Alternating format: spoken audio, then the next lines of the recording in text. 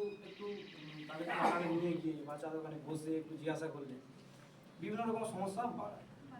বর্তমান সমাজ একটাও ফ্যামিলি বলতে পারবে না যে কোনো ফ্যামিলিতে ঔষধ ডাক্তার লাগে। সবাই ফ্যামিলিতে কোনো না কোনোভাবে হয় বাবা মা স্ত্রী বিভিন্ন রকমভাবে সমস্যায় আছে। তো সেই করতে গিয়ে আমি বাড়ি আমরা একই অফিসে কাজ করি।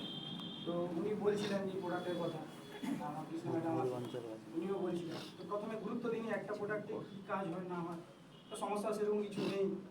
তা আস্তে আস্তে দেখলাম যে ভোরবেলা উঠলে পায়ের গোড়ালিটা একটু ব্যথা করে। তো আলোচনা করতে দেখা গেলো যে না ইউরিক অ্যাসিড বাড়বে, তা হাতের এই দাগগুলো হয়ে গেছিলো।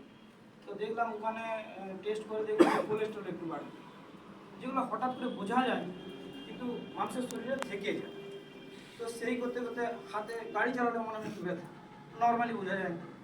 এই করতে এটা প্রোডাক্টটা যখন খেলাম 15-20 দিনের মধ্যে বাড়লো, আর একটু অ্যালার্জি ঠিক করলো, তাও একটু বাড়লো। পায়ের ঘুরে মানে চলতেই পারছি না সকালে খাওয়ার পরে।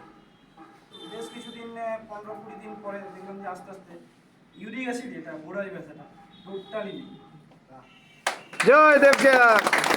অ্যালার্জি যে প্রবলেম বেড়ে গিয়েছিল, স্যারকে ফোন করছিলাম যে এটা একটু বাড়লো বলে, কোনো অসুবিধা নেই, যদি বাড়ে খাওয়া যেতে পারে, কোনো অসুবিধা নেই।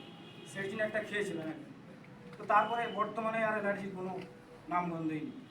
তো এটা খাচ্ছি এবং পাশাপাশি আরও একজনকে দিয়েছি। কালকে একজনের সঙ্গে দেখা হয়েছিল, 1 মাস দিয়েছি, শ্বাসকষ্ট তার মেয়ে।